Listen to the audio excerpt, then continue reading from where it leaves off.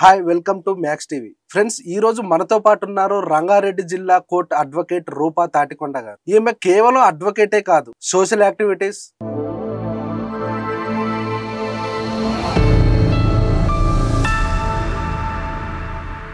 And classical dancer కూడా.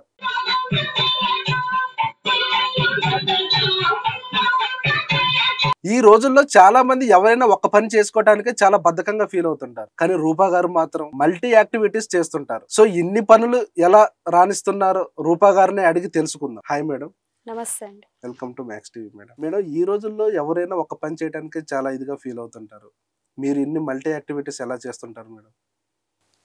Okay, యాక్చువల్గా multi activities అన్నది అలా నేను ఎప్పుడు ఫీల్ అవ్వను. ప్రతిదీ నా జీవితంలో ఒక భాగంగా నేను తీసుకుంటూ వచ్చాను. ఓకే. అందరూ పేరెంట్స్ పిల్లల్ని చదివించినట్టుగానే మా పేరెంట్స్ నన్ను కష్టపడి చదివించారు. So Okay. డిగ్రీ, ఆ తర్వాత ఎంబీఏ చేశాను, ఆ తర్వాత లా కంప్లీట్ చేశాను. మళ్ళీ దాని తర్వాత మధ్యలో గ్రూప్స్ కూడా ప్రిపేర్ అయ్యాను. ఓకే. దీంతో పాటుగా ఈ స్టడీస్తో పాటు నేను చిన్నప్పటి నుంచి classical dance and Karnataka vocal singing కూడా నేర్చుకుంటూ వచ్చాను. ఓకే. సో ఎప్పుడు కూడా నేను దీన్ని బర్డన్గా ఫీల్ అవ్వలేదు. ఓకే. దీనికి తగినట్టుగా నేను టైం మేనేజ్మెంట్ చేసుకొని ప్రతిదీ వర్క్ షెడ్యూల్ చేసుకొని మూవ్ ఆన్ అవుతూ వచ్చాను. ఓకే. నేననే కాదు, ఎవరైనా సరే మనం లైఫ్లో ముందుకు వెళ్ళాలి అనుకుంటే ఓకే. చాలా కష్టపడాలి. Okay. ప్రతి పని వెనుక కష్టం అనేది ఉంటుంది.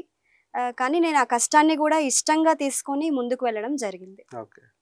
అండ్ ఇంకోటి మేడం, ఈ మధ్య కాలంలో నేను యూట్యూబ్లో చూశాను మీ వీడియోస్. ఓకే.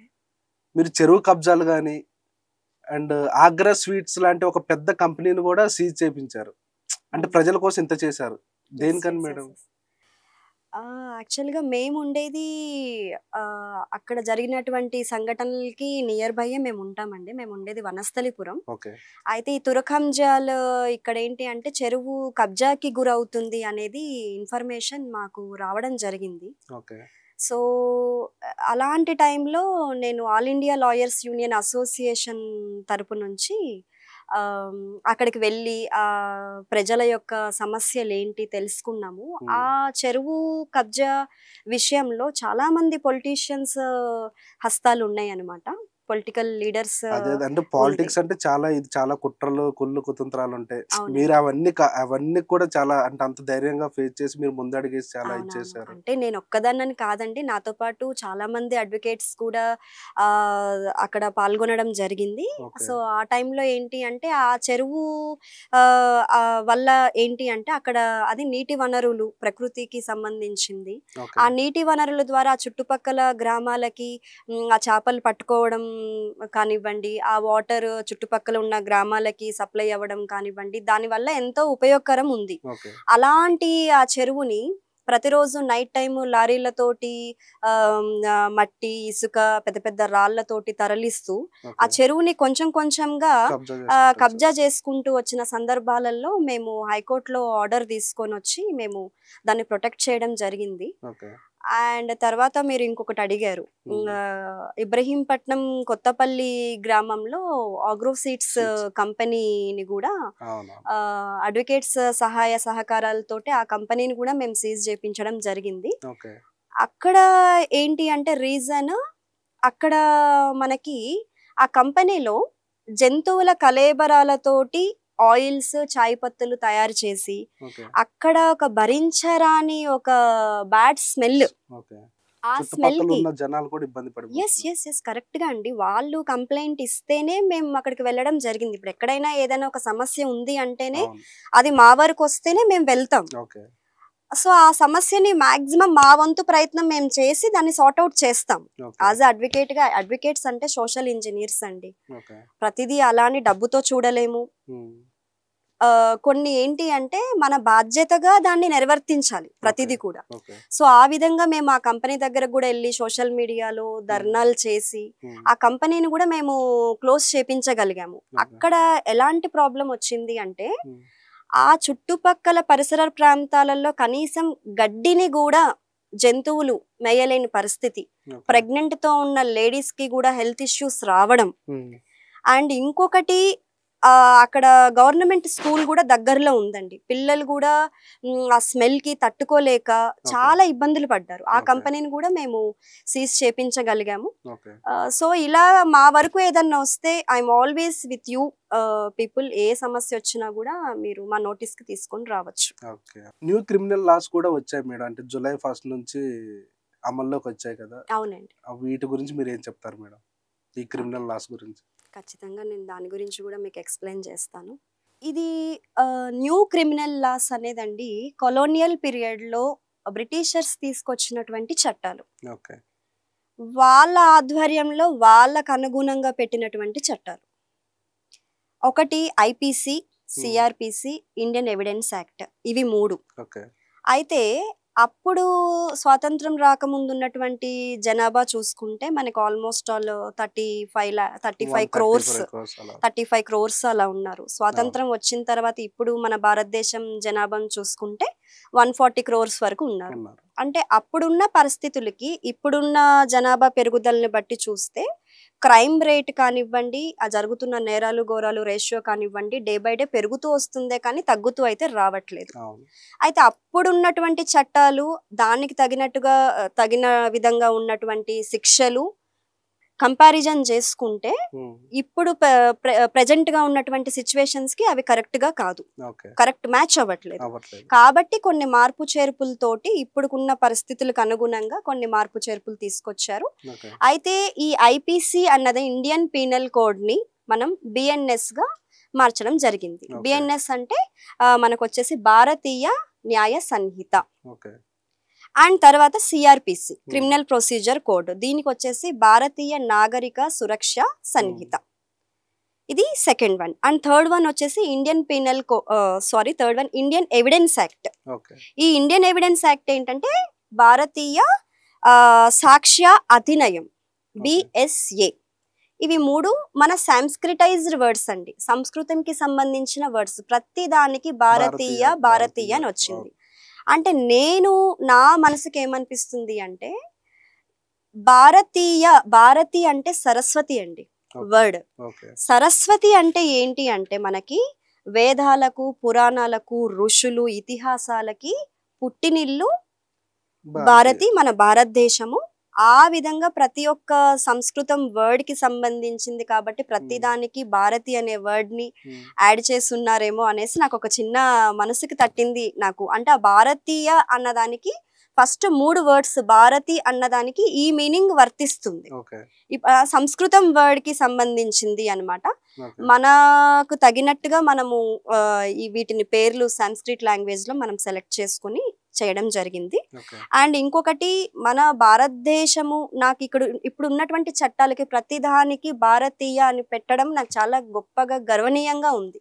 ఎందుకంటే మన భారతదేశం ఎంత గొప్పది అన్నది కూడా నెక్స్ట్ జనరేషన్ పిల్లలకి ఇది ఎగ్జాక్ట్లీ. అయితే నేనేమంటున్నానండి, మన భారతదేశం ఎంత గొప్పది అన్నదానికి ఒక చిన్న 2-3 ఎగ్జాంపుల్స్ చెప్తాను. జీరోని కనుక్కున్నది కూడా మన భారతీయులే, యోగాని కనుక్కున్నది మన భారతీయులే, జ్యోతిష్యం కనుక్కున్నది మన భారతీయులే, ఆయుర్వేదంని కనుక్కుంది మన భారతీయులే, వేదాలు, పురాణాలు, ఇతిహాసాలు ఈ రోజుకు కూడా కాదండి నెక్స్ట్ జనరేషన్ వరకు చెప్పుకోదగిన ఉన్నటువంటి చరిత్ర పుటములలోకి ఎక్కినటువంటి మన గొప్పతనం మన భారతదేశం. అలాంటిది బ్రిటిష్ వాళ్ళు పెట్టినటువంటి చట్టాలని పక్కన పెట్టేసి ప్రతి దానికి భారతీయ అని యాడ్ చేయడం అనేది నేను చాలా గర్వనీయంగా నేను చెప్పుకుంటున్నాను. ఈ భారతదేశంలో పుట్టిన ఒక ఆడపిల్లగా నాకు అది చాలా గర్వంగా అనిపిస్తుంది. మేము కూడా చాలా ప్రౌడ్ ఫీల్ అవుతున్నాం మేడం ఈ భారతదేశంలో పుట్టినందుకు. మేడం, ఒక న్యాయస్థానం గురించి మాట్లాడి ఒక ప్రజలకి న్యాయం అనేది మీరు అందిస్తుంటారు, అడ్వకేట్స్.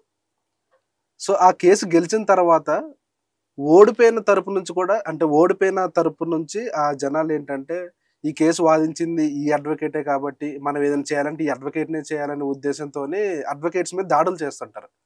సో అడ్వకేట్స్ మీద దాడులు జరుగుతున్నాయి కదా, అలాంటి దాడులు జరగకుండా ఉండాలంటే కేంద్ర ప్రభుత్వం నుంచి మీరు ఎలాంటివి కోరుకుంటున్నారు, అంటే ఎలాంటి చట్టాలు కోరుకుంటున్నారు? ఇప్పుడు మంచి క్వశ్చన్ అడిగారండి. మేము అడ్వకేట్స్ తరపు నుంచి ప్రతిరోజు పోరాటం చేసేది కూడా అడ్వకేట్ ప్రొటెక్షన్ యాక్ట్ కావాలి అనేసి. ఎందుకంటే రంగారెడ్డి కోర్టులో అంటే మేము 15 రోజులకు ఒకసారి, నెల రోజులకు ఒకసారి ఏదో ఒక ధర్నాలో మేము పాల్గొంటూనే ఉంటాము. ఇప్పుడు నాట్ ఓన్లీ రంగారెడ్డి కోర్ట్ అండి, రకరకాల కోర్టుల నుంచి మనకి వీ హ్యావ్ 33 డిస్ట్రిక్ట్స్ ఉన్నాయి. అన్ని డిస్ట్రిక్ట్స్లలో కూడా కోర్ట్స్ ఉన్నాయి. సో ఎక్కడో అక్కడ ఏదో ఒక దారుణాలు జరుగుతూనే ఉంటాయి. కక్షిదారులు అడ్వకేట్స్ మీద దాడులు చేయడము, సో థ్రెటనింగ్ కల్పించడము, మాకు కలిగించేలాగా చేయడము, ఇట్లాంటివి ఉన్నాయి. సో అందుకని ఏంటి అంటే కేంద్ర రాష్ట్ర ప్రభుత్వాలని నేను ఒకటే రిక్వెస్ట్ చేస్తున్నాను, అడ్వకేట్ అన్నది సోషల్ ఇంజనీర్స్ లాగా మేము కష్టపడి పని చేస్తూ ఉంటాము, వర్క్ చేస్తూ ఉంటాము, సర్వీస్ ఇస్తూ ఉన్నాము. ఇలాంటి తరుణంలో ఇప్పుడు ఒక కేసు అండి, ఖచ్చితంగా ఇరుపక్షాల మేము న్యాయం చేయలేము. ఒకళ్ళు గెలవడం, ఒకళ్ళు ఓడిపోవడం అనేది అది తథ్యం. ఇద్దరు అయితే గెలవలేరు కదా. మహా అంటే వాళ్ళు కాంప్రమైజ్ అయితే తప్ప ఈక్వల్ గా సాటిస్ఫాక్షన్ వస్తదేమో గానీ, కాంప్రమైజ్ కాకపోతే ఎవరో ఒకళ్ళు ఓడిపోవడం, గెలవడం అనేది అది సహజం. సో గెలిచిన వాడు సంతోషపడతాడు, ఓడిపోయిన వాడికి కుట్ర పెట్టుకుంటాడు, కోపము ఇదంతా ఉంటది. అయితే ఓడిపోయిన వాడికి ఫస్ట్ శత్రుత్వం ఎక్కడ ఏర్పడుతుంది? అడ్వకేట్ నుంచే స్టార్ట్ అవుతుంది. మమ్మల్ని ఓడిపోయేలాగా చేసిండు అనేది కొంచెం ఆటోమేటిక్ గా తన మైండ్ లో ఉంటది, ఆ అడ్వకేట్ వాదించడం వల్లనే మేము కేసు ఓడిపోయాము అనేసి. సో ఖచ్చితంగా మా ఫీల్డ్ అన్నది ఎంత సమాజంలో గర్వనీయంగా చెప్పుకుంటామో అదే విధంగా దానికి ఈక్వల్ గా రిస్కీ ప్రొఫైల్ అని కూడా నేను చెప్తాను. థ్రెటనింగ్ ఖచ్చితంగా ఉంటదండి. ఎందుకు అడ్వకేట్లని కొట్టిన సందర్భాలు ఉన్నాయి, రోడ్ల మీద నరికి చంపిన సందర్భాలు ఉన్నాయి. వామన్ రావు గారి దంపతులు అని చెప్పేసి మనకి ఆల్రెడీ సెన్సేషనల్ అయిన సంఘటనలు ఉన్నాయి. ఇటు పోలీస్ స్టేషన్స్ కి వెళ్ళినప్పుడు కొన్ని మేము ఫేస్ చేసిన సందర్భాలు ఉంటాయి. పబ్లిక్ లోకి వెళ్ళినప్పుడు, మేము ట్రావెల్ చేస్తున్నప్పుడు, మా ఫ్యామిలీస్ తో వెళ్ళినప్పుడు మాకు బెదిరింపు కాల్స్ వచ్చిన సందర్భాలు ఉన్నాయి. అందుకని ఇప్పుడు అదర్ స్టేట్స్ లో అడ్వకేట్ ప్రొటెక్షన్ యాక్ట్ ఆల్రెడీ వచ్చిందండి.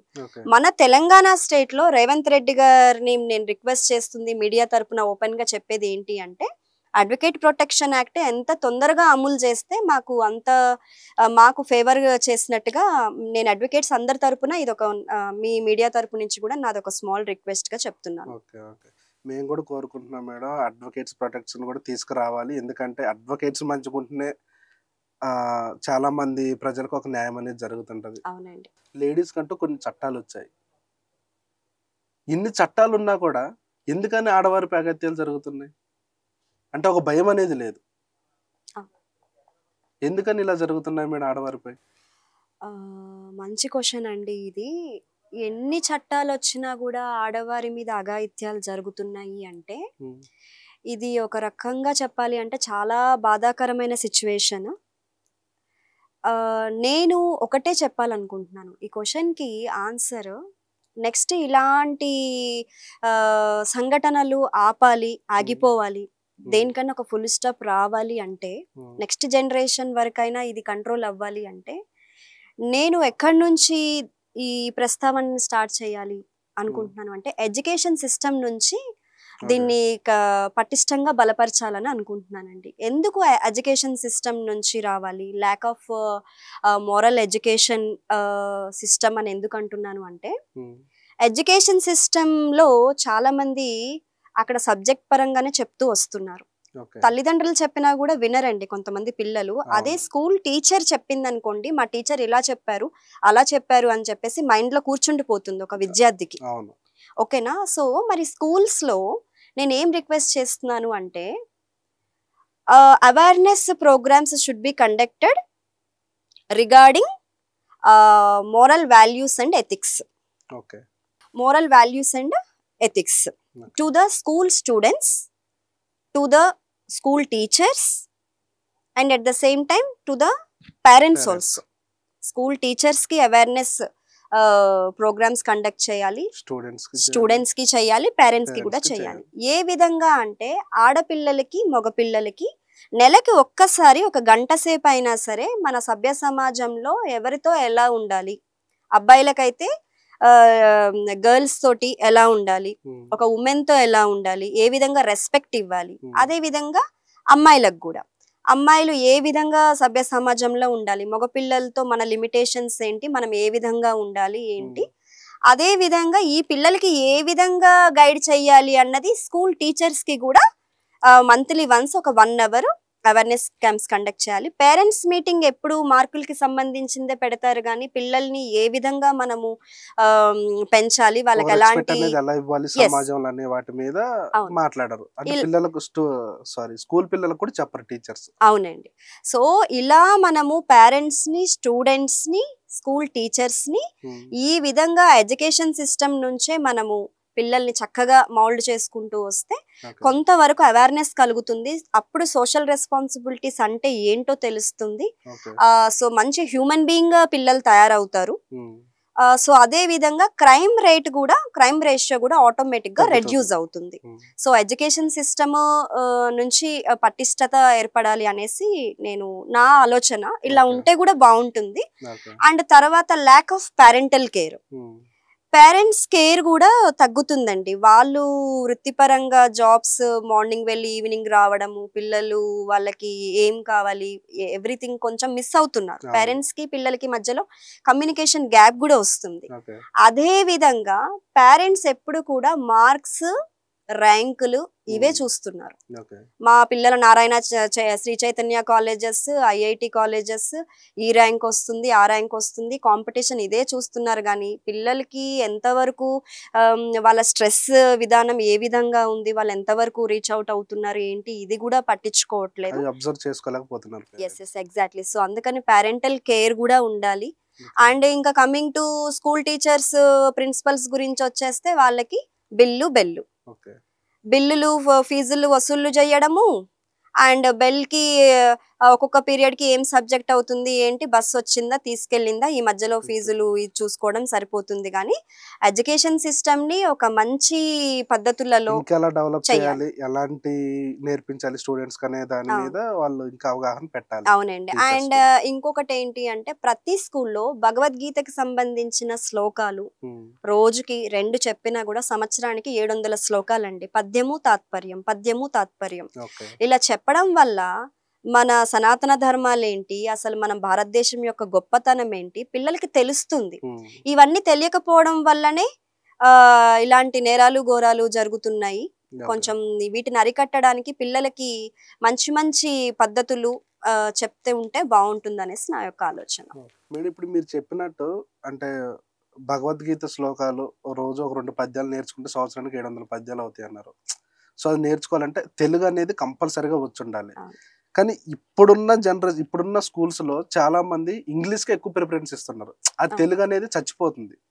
సో అలాంటప్పుడు స్టూడెంట్స్ కూడా చాలా ఇబ్బంది పడిపోతున్నారు తెలుగు చదవటానికి కనుక. సో దాని గురించి మీరు ఏమంటారు మేడం?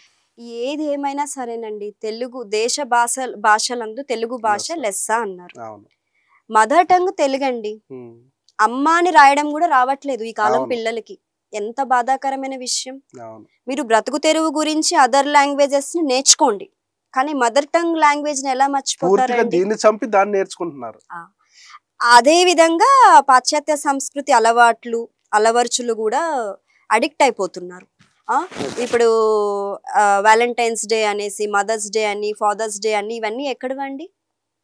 ఇవన్నీ మనము అదర్ కంట్రీస్ నుంచి అడాప్ట్ చేసుకున్న పాశ్చాత్య సంస్కృతివే కదా. అదే ఒక గుడికి వెళ్ళి పొద్దున్నే శ్లోకాలు చదువుకోవడము, మన పద్ధతులు, పండగలు, మన ఆచార్య వ్యవహారాలు వీటి గురించి ఏది తెలీదు. రామాయణ మహాభారతాల గురించి తెలీదు, భగవద్గీత గురించి తెలీదు. ఇవి అన్నీ మర్చిపోయి మనం పాశ్చాత్య సంస్కృతిని ఎంకరేజ్ చేస్తున్నాము అంటే మరి తెలుగు భాష మర్చిపోతే ఏమవుతుందండి? అమ్మ అని రాయడం కూడా రావట్లేదు. ఏదేమున్నా సరే నేర్చుకోవాలి బ్రతుకు తెరువు గురించి. ఇప్పుడు మంచి కమ్యూనికేషన్ స్కిల్స్ ఉంటేనే జాబ్ ఇస్తున్నారు. నేను కాదనట్లేదు, ఇంగ్లీష్ నేర్చుకోండి, హిందీ నేర్చుకోండి, అన్ని నేర్చుకోండి, కానీ మదర్ టంగ్ అనేది ఒకటి ఉంది మనకి. అది మినిమం నేర్చుకోవాలి కదా. దానికి ఇచ్చే విలువ ఏంటి? మన భారతదేశంలో పుట్టాము, ఇక్కడ పద్ధతులను అలవర్చుకున్నాము, మదర్ టంగ్ మీద కూడా మనకి గ్రిప్ ఉండాలి కదా. సో అదొకటి నేను అన్నిట్లలో ఉండాలి. నేను దేన్ని క్రిటిసైజ్ చేసి మాట్లాడట్లేదు, కానీ ఏదేమైనా తెలుగు భాషకి మించింది ఇంకోటి లేదండి. సో మేడం చెప్పినట్టయితే మా ఛానల్ నుంచి కూడా ఒక చిన్న request, all teachers and sirs, students కి తెలుగు నేర్పించండి. తెలుగును చంపి ఇంగ్లీషు ఓకే, కాకపోతే తెలుగును చంపేంత అయితే ఉండకూడదు. మా పర్సనల్ రిక్వెస్ట్ మా ఛానల్ నుంచి. మేడం, ఈ సోషల్ మీడియా ఎఫెక్ట్ చాలా మంది పైన అంటే మంచి చూపిస్తుంది అనుకుంటున్నారా, చెడు చూపిస్తుంది అనుకుంటున్నారా? Social media is a double edged knife అండి. అంటే ఇది ఎలా అంటే a knife can cut the apple as well as throat also. How we are taking it అన్నది మన చేతిలో ఉంటుంది. సో ఒక కత్తి ఒక యాపిల్ని కొయ్యగలుగుతుంది, అదే విధంగా మెడను గొంతు కూడా కూడా కొయ్యగలుగుతుంది. హౌ వీఆర్ టేకింగ్ ఇట్, మనం దాన్ని ఏ విధంగా రిసీవ్ చేసుకోగలుగుతున్నాము. సోషల్ మీడియా అన్నది ఫర్ ఎగ్జాంపుల్ ఒక గూగుల్లో మనకి ఏదైనా ఇన్ఫర్మేషన్ కావాలి అంటే మనం సెర్చ్ చేస్తాము. What is what, history of that so and so అని ఏదో మనం టైప్ చేస్తాము. ఎంటర్ చేయగానే మనకి ఆన్సర్ కరెక్ట్గా వచ్చేస్తుంది. మంచిని గ్రహించవచ్చు సోషల్ మీడియా గూగుల్ త్రూ కానివ్వండి ఏదైనా సరే. అదే విధంగా చెడును కూడా మనము చూడొచ్చు. సో నేనేం చెప్తున్నాను అంటే మనం మంచి వరకు తీసుకుంటే అది ఓకే, చెడుని గ్రహించుకుంటూ వెళ్ళాం అనుకోండి చాలా రిస్క్ ఫేస్ చేయాల్సి వస్తుంది. అది చెడు అని తెలిసినా కూడా చేస్తున్నారు మేడం. అవును, అట్రాక్ట్ అవుతున్నారండి. ఏమీ లేదు, ఇప్పుడు చిన్న పిల్లలకి కూడా పేరెంట్స్ పిల్లలు ఏడవగానే మొబైల్ తీసుకున్నానా అని ఇచ్చేస్తున్నారు. ఆ మొబైల్ చూసి చూసి ఆ చిన్న పిల్లలకి ఐ ప్రాబ్లం కూడా వచ్చేస్తుంది. అబ్జర్వ్ చేయట్లేదు. అవును, చిన్న పిల్లోడు ఏడుస్తున్నాడు, ఫోన్ ఇవ్వగానే నవ్వుతున్నాడు, ఏడు పాపేస్తున్నాడు, అంతవరకే చూస్తున్నారు. కానీ దాని వల్ల కలిగే ఎఫెక్ట్ అనేది చూడట్లేదు. అవును, చిన్న పిల్లలకి కూడా స్పెట్స్ వచ్చేస్తున్నాయి ఆ ఫోన్ చూసి చూసి చూసి. సో ఈ విధంగా నేను ఏంటంటే సోషల్ మీడియాని మనం మంచి వరకు ఉపయోగించుకుంటే బాగుంటుందండి. చెడుని మనము ప్రోద్బలించేలాగా ఉంటే మాత్రం ప్రాబ్లం అవుతుంది. ఈ మధ్య కాలంలో చాలా మంది సోషల్ మీడియా చూసి కొన్ని అలవాట్లు తెచ్చుకుంటున్నారు, కొన్ని అలవాట్లు వదిలేస్తున్నారు. అంటే మంచికి అడిక్ట్ అవుతున్నారు, చెడుకి అడిక్ట్ అవుతున్నారు, చెడు అని తెలుసు కూడా అలాంటి పనులు చేస్తున్నారు. సో అలాంటి వారిపై మీరు ఏమంటారు మేడం? రెండు రకాలుగా మనకి ఇన్ఫర్మేషన్ ఇస్తుంది సోషల్ మీడియా అన్నది. అండ్ ఇంకొకటి, ఇప్పుడు సోషల్ మీడియా ఎంత క్రేజ్ అయిపోయిందంటే జనాలకి, టిక్ టాక్స్ అని, రీల్స్ అని, ఇన్స్టాలని, యూట్యూబ్లో షార్ట్స్, వీటి వల్ల చాలా మంది ప్రాణాలు కోల్పోతున్న వాళ్ళు కూడా ఉన్నారు. నదుల దగ్గరికి వెళ్ళిపోయి, గుట్టల దగ్గరికి వెళ్ళిపోయి ఫోటోలు తీసుకోవడము, వీడియోస్, వీటి మీద ఫోకస్ చేస్తున్నారు. ఎస్పెషల్లీ గర్ల్స్ ఈ రీల్స్ వల్ల వాళ్ళ డ్రెస్ సెన్స్ అనేది మర్చిపోతున్నారు. అవునండి, అది కూడా కరెక్టే. అంటే మన డ్రెస్సింగ్ సెన్స్ అన్నది సోషల్ మీడియా ద్వారా ఎఫెక్ట్ అవుతుంది అని నేను చెప్పను, కానీ బట్ అదొక లైఫ్ స్టైల్గా భావిస్తున్నారు. ఈ ట్రెండ్లో ఇలాంటి డ్రెస్సెస్ వేసుకోవాలి, ఇలా స్లీవ్లెస్ డ్రెస్ వేసుకుంటేనే బాగుంటుందేమో, జీన్స్ వేసుకుంటేనే బాగుంటుందేమో. సో ఇప్పుడు ఎవరండి పండగలకి కూడా పద్ధతులుగా లంగావోనీలు వేసుకొని చీర కట్టుకొని బయట తిరిగే ఆడవాళ్ళని కూడా చాలా తక్కువ సంఖ్యలో చూస్తున్నాము. సో సోషల్ మీడియా ఎఫెక్ట్ అన్నది వన్ ఆఫ్ ద పాయింట్ అనే నేను చెప్తాను. అంటే మన కల్చర్ని నాశనం పట్టిస్తుందని కూడా నేను చెప్తాను. కొలాప్స్ అవ్వడానికి సోషల్ మీడియా కూడా వన్ ఆఫ్ ద రీజన్ అని చెప్తాను. అండ్ మనము సోషల్ మీడియాని ఎంతవరకు మంచికి ఉపయోగించుకుంటేనే బాగుంటుంది. మాక్సిమం మనం చెడు నివారణకై మనం దాన్ని అవాయిడ్ చేసేస్తే బాగుంటుంది. ఓకే మేడం, ఈ సమాజంలో ఒక కామన్ మ్యాన్ ఎలాంటి విషయాలపై వాయిస్ రైజ్ చేయాలి, ఎలాంటి విషయాలను ఖండించాలి? ఒక కామన్ మ్యాన్ ఎలాంటి విషయాలపైన వాయిస్ రైజ్ చేయాలి అంటే మనకి against the delayed justice. Justice delayed is justice denied. ఈ వర్డ్ ఎందుకు అన్నారు అంటే మనకి ఇప్పుడు for example Amrutha and Pranay case మిర్యాలగూడెంది సెన్సేషనల్ కేసు, పరువు హత్య అనేసి అందరికీ తెలుసు. 2008లో ఇది జరిగిందండి. 2018 ఎస్ 2018లో జరిగింది. సో మనకి జడ్జిమెంట్ రీసెంట్ గా వచ్చింది 2025, మొన్న రీసెంట్ గా 3 days బ్యాక్ వచ్చింది. సో అంటే న్యాయం జరిగింది వాళ్ళకి, కానీ ఎప్పటికి జరిగింది? ఒక 7 years తర్వాత జరిగింది. ఇప్పుడు అమ్మాయికి పేరెంట్స్ అత్తమామలు ఉన్నారు కాబట్టి తను సర్వైవ్ అయ్యింది. ఎవరూ లేకపోతే ఆమె ఎలా సర్వైవ్ అయ్యేదండి? కొన్నిట్లలో తీర్పు లేటుగా వచ్చినా సరే అది కరెక్ట్ జడ్జిమెంట్ కాకపోవచ్చు. కరెక్ట్ జడ్జిమెంట్ లేటుగా వచ్చినా ఉపయోగం లేకుండా పోవచ్చు. అవును అవును, ఈ మధ్యలో చూసుకుంటే వీళ్ళ విషయంలో అదే జరిగింది. అవునండి, అవును. ఎంతో సఫర్ అవుతారు కదా ఈ గ్యాప్ పీరియడ్‌లో. సో, స్పీడీ జస్టిస్ అనేది ఇంకా కొంచెం త్వరితగతంగా జస్టిస్ వస్తే బావుంటుంది అనేసి నేను అనుకుంటున్నాను. ఓకే. అండ్ ఇంకొక విషయం మీద గూడా కరప్షన్ మీద గూడా అగైనిస్ట్ ద కరప్షన్ మీద గూడా ఒక కామన్ మ్యాన్ క్వెషన్ వేయొచ్చు. ఇప్పుడు కరప్షన్ అంటే ప్రతి ప్లేస్‌లో గూడా కరప్షన్ కొన్ని ప్లేసెస్‌లో జరుగుతూ ఉంటదని నేను చెప్తాను. అంటే అవును. ఎట్లా అంటే లైక్ ఇప్పుడు కొన్ని మనం మీడియాలో చూడొచ్చు. అంటే ఇప్పుడు నేనేదో చెప్తున్నానని కాదు. మన మీడియాలోనే ఎన్నో విషయాల మీద చూడొచ్చు. పోలీస్ స్టేషన్స్‌లలో ఇలా లంచం తీసుకుంటూ వాళ్ళు దొరికిపోయారు. ఇరిగేషన్ డిపార్ట్‌మెంట్‌లో అండ్ రెవెన్యూ డిపార్ట్‌మెంట్స్‌లలో ఇలా దొరికిపోయారు అనేసి. ఉమ్. సో, ఎప్పుడైతే లంచం తీసుకున్న వాళ్ళది ఎంత తప్పో, లంచం ఇచ్చే వాళ్ళది గూడా అంతే తప్పుంటుంది. ఇరుపక్షాల 2 చేతులు కలిస్తేనే మనకొక సౌండ్ అవును. వస్తుందండి. లంచం అడిగినప్పుడే నేను మీకెందుకివ్వాలి లంచము అనే క్వెషన్ వేసిన రోజు మన భారతదేశం బాగుపడుతుంది. ఓకే. అలా కాకుండా అడిగిన వాడికి అందరికి ఇచ్చుకుంటూ పోయి మళ్ళీ మనము బద్నాం చేసుకుంటూ పోతే కరెక్ట్ కాదు. మనం మారాలి. మనలో మార్పు రావాలి. ఓకే. నేనేం చెప్తాను అంటే, ఇప్పుడు ఫర్ ఎగ్జాంపుల్ ఇప్పుడు ఒక పంట పొలం ఉందండి. ఉమ్. దాన్ని సాగు చేసే విధానం ఎలా ఉంటుంది? అదొక ప్రొసీజర్ ఉంటది. దాన్ని అవును. పొలం దున్నాలి, తర్వాత వాటర్ పెట్టాలి, విత్తనాలు వేయాలి, మొలకలొస్తాయి. దానికి మళ్ళీ సాగు చేయాలి, మందులు కొట్టాలి అవును. మంచి గ్రోత్ కోసం. హ్మ్. దాంతో పాటు కలుపు మొక్కలు గూడా వస్తూ ఉంటాయి. ఆ కలుపు మొక్కలంటే ఏంటి? ఎందుకు కలుపు మొక్కల్ని తీసేస్తూ ఉంటారు? ఈ ఉమ్. మంచిగా పెరిగే యొక్క చెట్లది సారం అంతా గూడా ఆ కలుపు మొక్కలు తీసేసుకుంటాయి గాబట్టి, కలుపు మొక్కల్ని తీసేసుకుంటూ వస్తారు. అవును. రైట్? సో, కలుపు మొక్కలకి అంతం అనేది లేదండి. ఉమ్. అవి మళ్ళీ మళ్ళీ రావు. మొలుస్తుంటాయి. యెస్. అవి మళ్ళీ రావు అనేది ఏం లేదు. అవును. మళ్ళీ పుట్టుకొస్తాయి. మళ్ళీ తీసేస్తారు. సో, అదే విధంగా కరప్షన్‌ని ఆపడము అనేది అసంభవం అండి. అది ప్రజలల్లో నుంచి అది పుట్టాలన్నమాట. ఈ కరప్షన్‌ని అరికట్టే హక్కు ఎవరికుంటది? ప్రజలకుంటది. ఓకే. వాళ్ళల్లో మార్పు రావాలి. అప్పుడే దీనికంటూ ఒక ఫుల్ స్టాప్ అనేది వస్తుంది. సో, అందుకే నేను ఈ పంట పొలాలది, కలుపు మొక్కలది నేను మీకు ఎగ్జాంపుల్ చెప్పాను. ఓకే. సో, అండ్ ఇంకొక విషయం మీద గూడా కామన్ మ్యాన్ క్వెషన్ వెయ్యాలి. Against the westernisation of our culture. అంటే రాను రాను ఏమైపోతుంది అంటే మన కల్చర్ అన్నది వెస్టర్నైజేషన్‌కి మారిపోతుంది. అడిక్ట్ అయిపోతుంది. అక్కడ పద్ధతులు అలవాటు చేసుకోవడము. ఇప్పుడు మనకి ఆల్రెడీ ఇప్పుడు వాలంటైన్స్ డే అని, ఫాదర్స్ డే అని, మదర్స్ డే అని రకరకాలవి మనం సెలబ్రేట్ చేసుకుంటున్నాం. ఒక్కొక్క దానికి ఒక్కొక్క డేట్ ఫిక్స్ చేసేసుకొని. అవును. అంటే ఫాదర్స్ డే చేసుకుంటేనే ఆ రోజు ఆ రోజు వరకే పిల్లలకి ఫాదర్ అన్నట్లు ఆ భావిస్తున్నారు. ఆ రోజే అంటే అప్పుడే ఆ రోజు ప్రేమ ఉన్నట్ట. ఉమ్. మదర్స్ డే అంటే ఆ రోజే మదర్‌కి ఏదైనా గిఫ్ట్ తీసుకొని ఎళ్లి ఇస్తేనే మదర్ మీద ప్రేమ ఉన్నట్ట. ఉమ్. వాలంటైన్స్ డే అంటే ప్రేమికులకి 365 డేస్ ఉమ్. హ్యాపీగానే ఉండొచ్చు. గొడవలు అవి ఇవి జరుగుతూనే ఉంటాయి. కానీ వాలంటైన్స్ డే రోజే ఆ ప్రేమికులు ఆ రోజు ఆ సెలబ్రేట్ రోజే ప్రేమ చేసుకోవాలా? పుట్టుకొస్తుందేమో అని. సో, అందుకని నేనేమంటున్నాను అంటే, ఇలా మనం వెస్టర్నైజేషన్ కల్చర్‌ని అడాప్ట్ చేసుకోకూడదండి. ఉమ్. అది ఇప్పుడు మా దాంట్లో మేము కేక్ కటింగ్ గూడా చెయ్యము. అది మన కల్చర్ కాదు. అవును. దీపం క్యాండిల్‌ని ఊదేసి, దాన్ని ఆర్పేసి బర్త్‌డే సెలబ్రేట్ చేసుకుంటాం ఏంటండి? క్యాండిల్ మనం దీపం ఆరిపోతేనే ఇలా చెయ్యి అడ్డు పెడతాము. అవును. మరి దీపాన్ని ఆర్పేసి పుట్టినరోజుని సెలబ్రేట్ చేసుకోవడం ఏంటండి? ఎక్కడ పద్ధతులు ఇవన్నీ కూడా?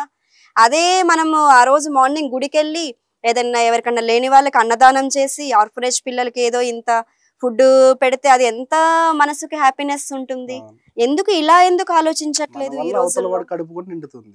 ఆ! So yes. వెలుగునిచ్చే దీపాన్ని మనం ఆర్పేసి సెలబ్రేషన్ చేసుకుంటాం. అదేంటండి బర్త్‌డేస్ అని చెప్పేసి దీపాలు ఆర్పుకొని బర్త్‌డే సెలబ్రేషన్స్ అంటే ఇలాంటి వెస్టర్నైజేషన్ కల్చర్‌కి అగైనెస్ట్‌గా గూడా మనం వాయిస్ రైజ్ చేయొచ్చు. కరప్షన్‌కి వాయిస్ రైజ్ చేయొచ్చు మనము. ఓకే. ఇలాంటి వాటిని అన్నిటిని అరికట్టాల్సిన బాధ్యత ప్రతి మనదే ఒక్క కామన్ ఉంటుంది. మ్యాన్‌కి ఉంటుంది. యెస్. ఎగ్జాక్ట్‌లీ.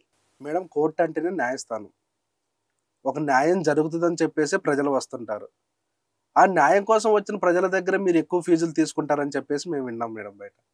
అది ఎంతవరకు కరెక్ట్? అది నిజమేనా? తీసుకుంటారా ఫీజులు? యాక్చువల్‌గా ఫీజులు తీసుకుంటారా అన్నది మీరు మంచి టిపికల్ క్వెషనే అడిగారు మమ్మల్ని. అంటే మేము విన్నాం మేడం. ఈ నిజాలని మాకు తెలిసాయి మా వరకు వచ్చాయి కాబట్టే ఇప్పుడు మా ముందు మీరు అడ్వకేట్‌గా ఉన్నారు. సో అవును. మిమ్మల్ని క్వెషన్ చేయగలుగుతున్నాను నేను. ఓకే. ఓకే. No issues.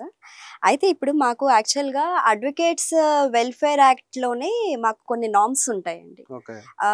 ఇప్పుడు సివిల్ డిస్ప్యూట్స్‌కి ఎంత మార్కెట్ వాల్యూని బట్టి ఎంత ఫీజ్ కట్టాలి ఏంటి అనేసి ఇవన్నీ మాకు ఉంటాయి. Okay. So, as per that norms only మేము మూవ్ ఆన్ అవుతూ ఉంటాము. ఓకే. అండ్ ఇంకొకటి అసలు ఫీజే తీసుకోకుండా ఎవరు కూడా సర్వీస్ ఇవ్వాలి అంటే అది కొంతవరకు కష్టమే. ఎలా అంటే మేము కొన్ని ఫ్రీ ఆఫ్ కాస్ట్ సర్వీసెస్ కూడా ఇస్తూ ఉంటాం. Outside of the court settlements, కొన్ని outside of the police station settlements కూడా ఉంటాయి. మేము ఇప్పుడు మీరు ఇందాక నన్ను అడిగారు చెరువు కబ్జాలు అనేసేసి కొన్ని ఒక కంపెనీని కూడా మేము అగ్రో సీడ్స్ కంపెనీని క్లోజ్ చేసాం. అక్కడ మేము యాక్చువల్‌గా 1 రూపీ కూడా తీసుకోలేదు. ఆ గ్రామ ప్రజలకి న్యాయం జరిగితే చాలు అని మేము అనుకొని సర్వీస్ ఇవ్వడం అది చాలా థ్రెటనింగ్‌తో కూడిన పని మాకు.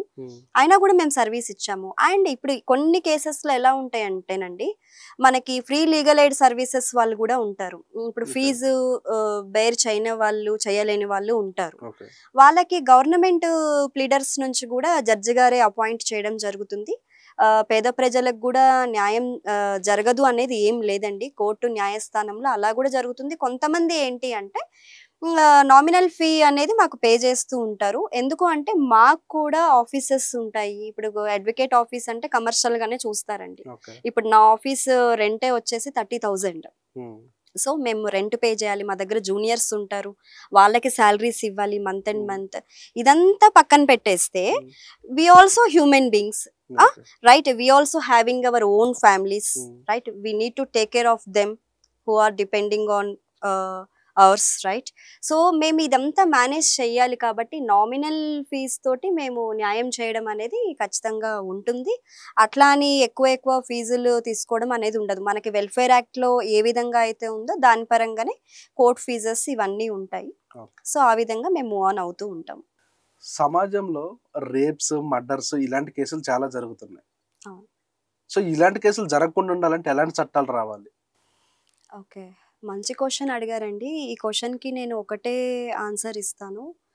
మహిళలు ఎస్పెషల్లీ ఇప్పుడు మనకు వచ్చినటువంటి ఫాస్ట్ ట్రాక్ కోర్ట్స్ కానివ్వండి, పోక్సో స్పెషల్ కోర్ట్స్ ఉన్నాయి. ఎన్నో జడ్జిమెంట్స్ కొన్ని స్పీడీ జస్టిస్లే వస్తున్నాయి. And as per new amendments అలా చూసుకున్నా కూడా మాకు రంగారెడ్డి కోర్టులోనే స్పెషల్ పీపీ గారు ఉన్నారు, సునీత బర్ల పీపీ గారు ఉన్నారు. ఆవిడ దగ్గరగా అసలు ఎన్నో కన్విక్షన్స్ వేపించారు. ఆ న్యాయం వాళ్ళకి న్యాయం జరిగే విధంగా. అంటే బాలికల మీద అత్యాచారం చేసిన వాళ్ళకి 20 సంవత్సరాలు కన్విక్షన్ పడేలాగా వాళ్ళకు 20 లక్షల కంపన్సేషన్, జరిమానా వచ్చేసి 30,000. బాలికల మీద అత్యాచారాలు, వాళ్ళ మీద మిస్బిహేవియర్ చేసిన, వాళ్ళ మీద సెక్షువల్ హెరాస్మెంట్స్ చేసినా కూడా పోక్సో కోర్ట్స్ స్పెషల్ కోర్ట్స్ ఉన్నాయండి. మేము ఎన్నో జడ్జిమెంట్స్ మేము మా రంగారెడ్డి కోర్టు నుంచే ఇచ్చినటువంటి తరుణం ఎంతో ఉంది. అండ్ తర్వాత మొన్న రీసెంట్ 2025లోనే మొన్న February 14th రోజు ఒకటి వచ్చింది, ఒక సంఘటన. అంటే నేను మీకు చెప్పాలని చెప్తున్నా ఈ సిచ్యువేషన్.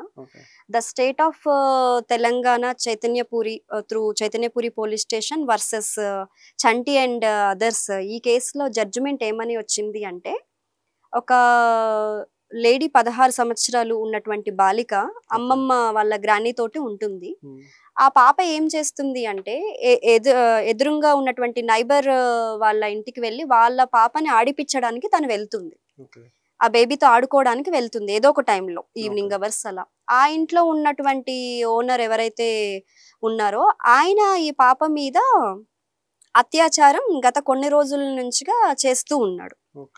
సో అది వీళ్ళు చూడడం జరిగింది, క్వశ్చన్ వేశారు, బెదిరించారు, మాట్లాడారు, ఇలా అలా ఎలా చేస్తారు అది ఇది అనేసరికి తను అన్నాడు ఇక మీదట నేను నా జాగ్రత్తలో నేను ఉంటాను అది ఇది. అలా కొంచెం అది సర్దుమణిగిన టైంలోనే విత్ ఇన్ కపుల్ ఆఫ్ డేస్లోనే ఆ పాప మిస్సింగ్ అయిపోయింది. మిస్సింగ్ కేసు పెట్టారు. ఆ పాప కనిపించట్లేదు. పోలీస్ స్టేషన్లో కేసు నమోదు చేశారు. ఆ తర్వాత ఆ అమ్మాయి ఎక్కడుంది ఏంటి అని ఇన్వెస్టిగేషన్ చేస్తే తను ఒక లాడ్జ్లో దొరకడం జరిగింది. ఆ అమ్మాయిని పోలీస్ వాళ్ళు తీసుకొని వచ్చారు. ఏంటి మొత్తం ఇన్వెస్టిగేషన్ చేస్తే ఆ అమ్మాయి ఆ ఒక గ్యాప్లోనే రకరకాల ప్లేసెస్ లోకి తను ఎవరైతే ఈ చంటి అనే ఎక్స్ అనే పర్సన్ ఉన్నాడో ఈ పర్సన్ రకరకాల ప్లేసెస్ కి తీసుకెళ్ళడం జరిగింది. ఈ ప్లేస్ కి వెళ్తే నీకు ఇన్ని డబ్బులు వస్తాయి, ఇక్కడికి వెళ్ళు అని చెప్పేసి పర్సనల్ గా కొన్ని హౌసెస్ కి అమ్మాయిని తీసుకొని వెళ్ళి ఆమెతోటి ప్రాస్టిట్యూషన్ చేపించడం జరిగింది. తర్వాత ఏం జరిగింది అంటే ఆ అమ్మాయిని జాగ్రత్తగా తీసుకొని రావడం జరిగింది. ఆ అమ్మాయికి తర్వాత మెడికల్ టెస్ట్లు కూడా అంటే పోలీస్ వాళ్ళు వాళ్ళ నివేదిక పరంగా ఎవ్రీథింగ్ ప్రొసీజర్ అంతా చేశారు. ఆ అమ్మాయికి కోర్టు వారు ఏం చేశారు అంటే మెడికల్ టెస్ట్లు చేపిస్తే అమ్మాయికి HIV పాజిటివ్ అని వచ్చిందండి. పాపం ఆ అమ్మాయి లైఫ్ అంటే ఏం తెలియని ఏజ్ లో 16 years ఎస్ ఆ అమ్మాయి లైఫ్ స్పాయిల్ అయిపోయింది. ఈ మధ్య కాలంలోనే వాళ్ళ గ్రానీ కూడా చనిపోయారు. ఆ అమ్మాయికి ఎలాంటి బ్రతుకు తెరువు కూడా లేకుండా అటు ఆరోగ్యం పరంగా కూడా కెరియర్ కూడా స్పాయిల్ అయిపోయింది. సో ఈ యొక్క కేసులో జడ్జి గారు వచ్చేసి పనిష్మెంట్ ఏ రకంగా ఇచ్చారు అంటే తనకేమో లైఫ్ కన్విక్షన్ పడిందండి. తనకు సహకరించినటువంటి భార్య తనకి 10 సంవత్సరాలు 15 లక్షల రూపాయల కంపన్సేషన్ అమ్మాయికి ఇవ్వడం జరిగింది. ఆ అమ్మాయిని ఒక సురక్షితమైన ప్లేస్ లో ప్రజ్వల హోమ్స్ అనేసేసి నీడీ పీపుల్ ఎవరైతే ఉంటారో విక్టిమ్స్ ఇలా రేప్ కి గురైన వాళ్ళకి అక్కడ ప్రజ్వల హోమ్స్ లో ఆ అమ్మాయికి ఆశ్రయం ఇవ్వడం జరిగింది. సో ఇట్లాంటి ఆడపిల్లల మీద అఘాయిత్యాలు చేసే వారికి కఠినమైన శిక్షలు ఖచ్చితంగా ఉన్నాయి. 20 సంవత్సరాలు లైఫ్ కన్విక్షన్స్ పడినటువంటి సందర్భాలు ఉన్నాయి. ఇప్పుడు యాజ్ పర్ న్యూ అమెండ్మెంట్స్ పరంగా చట్టాలు శిక్షలు కూడా చాలా కఠినంగా ఉన్నాయి. శిక్షలు ఉన్నాయి మేడం, కాకపోతే ఆ జస్టిస్ అనేది డిలే అవ్వకుండా తొందరగా జస్టిస్ జరిగితే చాలా సంతోషం. అవునండి. అంటే మిగతా వాళ్ళు అంటే ఇలాంటి తప్పుడు ఎదవలు చేసే పనుల వల్ల మిగతా వాళ్ళకు కూడా భయం అనేది ఉండాలి. అవునండి. అంటే ఇక్కడ ఇలాంటి ఇన్సిడెంట్ చేసే వారికి అడ్వాంటేజ్ ఏంటంటే మెయిన్ గా అంటే శిక్ష అనేది పడుతుంది, కానీ ఎప్పటికి పడుతుందో తెలియదు, చాలా లేట్ గా పడుతుంది.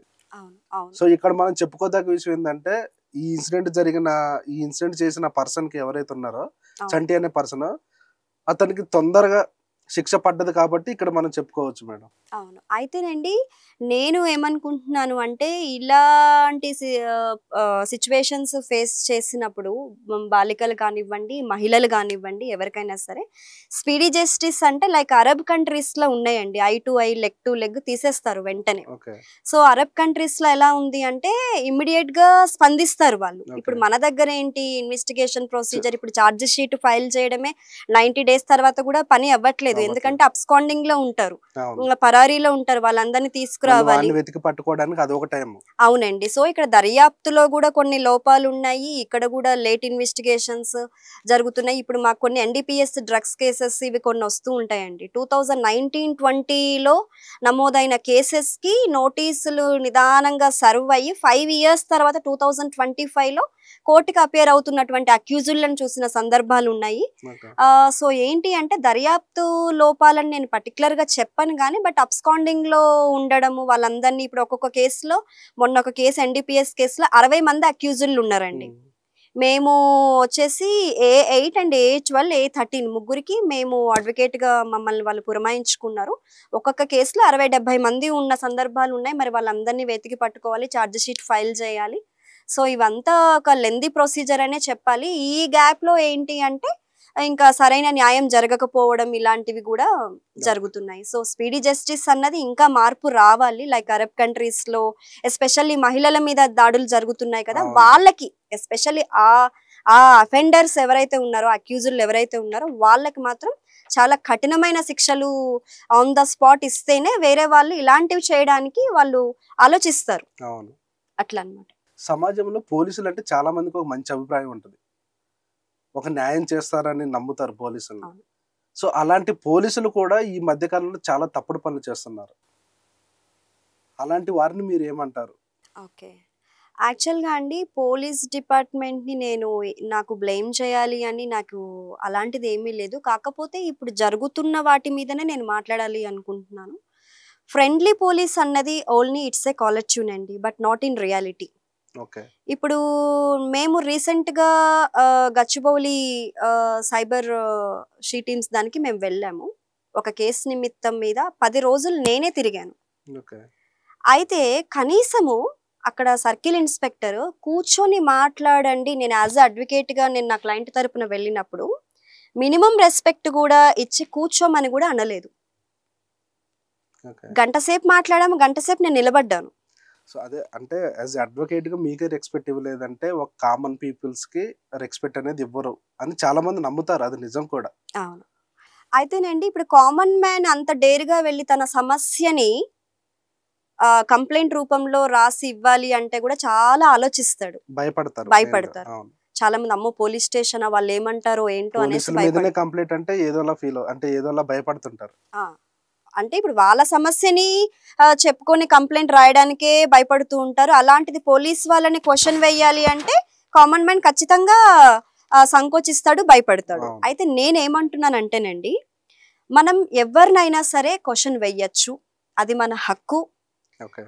ఇప్పుడు పోలీస్ వాళ్ళు ఒకవేళ ఇన్ కేస్ విక్టిమ్స్‌తో బాధితులతో ఏదన్నా మిస్‌బిహేవియర్ చేసినా లేదు అంటే కరప్షన్ విషయంలో ఏదన్నా ఉన్నా గూడా ఏదన్నా చాలా మనం న్యూస్‌లలో కూడా చూస్తూ ఉంటాము. అవును. పలానా సీఐ, పలానా ఎస్ఐ వాళ్ళు లంచం తీసుకుంటూ దొరికారు అది ఇది అనేసి.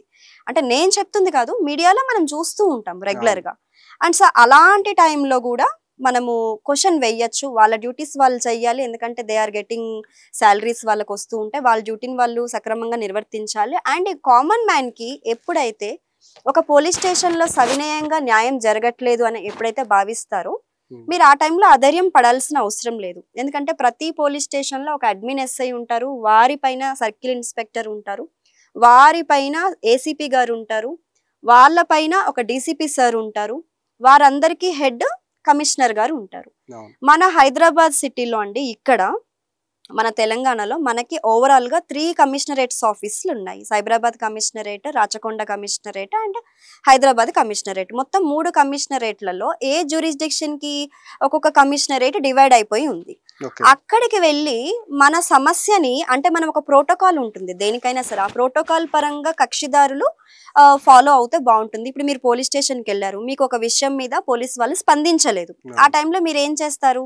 సిఐకి చెప్పండి, ఏసీపీకి చెప్పండి, లేదంటే డీసీపీకి, లేదు అంటే ఇప్పుడు కమిషనరేట్ ఆఫీస్‌లో కమిషనర్‌ని వెళ్ళి మీరు డైరెక్ట్ కలవచ్చు, మీట్ అవ్వచ్చు. అక్కడ విజిటింగ్ టైమింగ్స్ ఉంటాయి. విజిటర్స్ కూడా నార్మల్ పర్సన్స్ కూడా అక్కడికి వెళ్ళి మాట్లాడొచ్చు. ఓకే. మీ సమస్యని మాక్సిమం కమిషనర్ అంటే మాక్సిమం డీసీపీ, ఏసీపీ వాళ్ళే క్లియర్ చేస్తారండి. కొన్ని సిచ్యువేషన్స్‌లలో వాళ్ళు కూడా మనకి సహకరించని సిచ్యువేషన్స్ ఉంటే కనుక మీరు కమిషనరేట్ దగ్గరికి వెళ్ళి మీ ప్రాబ్లమ్‌ని సార్ట్ ఔట్ చేసుకోవచ్చు. ఓకే. లేదు అనుకుంటే ప్రైవేట్ కంప్లెయింట్ మూవ్ చేయండి. మీకు న్యాయస్థానం కూడా ఉంది గదా! అవును. అక్కడ మీకు ప్రాబ్లమ్ సార్ట్ ఔట్ అవ్వలేదు అంటే మీరు న్యాయస్థానంకొచ్చి కంప్లెయింట్ రైజ్ చేయండి. ప్రైవేట్ కంప్లెయింట్ ద్వారా కూడా మీ సమస్యలు పరిష్కరించుకోవచ్చు. సో నేను అది ఎవరైనా సరేనండి. అంటే I am not blaming entire police department. Some of them are doing like this things అన్నమాట. ఇట్లా కొన్ని ఇప్పుడు తులసి మొక్కల్లో గంజాయి మొక్కలు అంటారు కదండీ! అలా అవునవును. పుట్టగొడుగుల్లాగా కొంతమంది ఇలాంటి వాళ్ళు పుట్టుకొస్తూ ఉంటారు. అండ్ నేను ఓకే. ఇంకొకటి కూడా చెప్తాను. ఇప్పుడు పోలీస్ డిపార్ట్మెంట్ వాళ్ళు ఏదైనా సరే ఒక విషయంలో వాళ్ళు ఈ విధంగా తప్పుగా ప్రవర్తించారు, లేదు అంటే ఇంకేదన్నా విషయంలో అనుకుంటే డిపార్ట్మెంట్ ఏం చేస్తుందండి? సస్పెండ్ చేస్తారు. అవును. లేదు అంటే ట్రాన్స్‌ఫర్ చేస్తారు. అవును. ఎందుకండి ఇవి 2 చేస్తారు?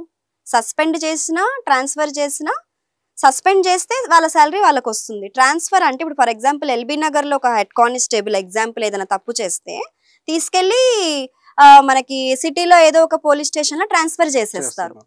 అంటే మీకు మీరు సపోర్ట్ చేసుకుంటారా? That is not correct. మీరు కంప్లీట్‌గా ఏం చేయాలి? అలా తప్పు చేసిన వాళ్ళని వాళ్ళ యొక్క ప్రొఫెషనల్ నుంచి కంప్లీట్‌గా రిమూవ్ చేయాలి. ఓకే. జాబ్‌లో నుంచి తీసేసేయాలి. ఏదో ట్రాన్స్‌ఫరో, సస్పెండో చేస్తే what is the use? Suspend చేయాలి. అంటే not only in police department అండి. ఇన్ ఎనీ ఆర్గనైజేషన్ ఏ సంస్థలో అయినా సరే తప్పు చేసిన వాళ్ళని వెంటనే వాళ్ళ యొక్క వృత్తి నుంచి తొలగించాలి. నెక్స్ట్ తప్పు చేయాలనుకున్న వారు ఆటోమేటిక్‌గా భయపడతారు. అవును. తొలగించాలి. ఇంకా వాళ్ళకి ఆ జాబ్ అనేది ఉండకూడదు. అలా చేస్తే అప్పుడు ఆటోమేటిక్‌గా ఎవరి వృత్తిలో వాళ్ళు సవినయంగా రాణించగలుగుతారనేసి ఓకే. నా యొక్క ఆలోచన. చాలా మంది ప్రజలకు అంటే పోలీసుల మీద కంప్లైంట్ ఇవ్వచ్చా లేదా అని డౌట్‌తో ఉన్న ప్రజలకు, పోలీసులంటే భయపడే ప్రజలకు చాలా మంచి ఇన్ఫర్మేషన్ ఇచ్చారు. మీరు 18+ ఉన్న వాళ్ళు లవర్స్ అంటూ చెప్పుకొని తిరిగే వాళ్ళు పబ్లిక్ ఇబ్బంది కలిగేలాగా పబ్లిక్‌లోనే చాలా మిస్‌బిహేవ్ చేస్తుంటారు. సో, అలాంటి వాళ్ళ మీద పోలీసులు ఎలాంటి యాక్షన్ తీసుకోవచ్చు మేడం? లీగల్ యాక్షన్ తీసుకోవచ్చా? ఇల్లీగల్ యాక్షన్ తీసుకోవచ్చా? ఓకే. మీరు 18+ ఉన్న వాళ్ళని అంటున్నారు కదా!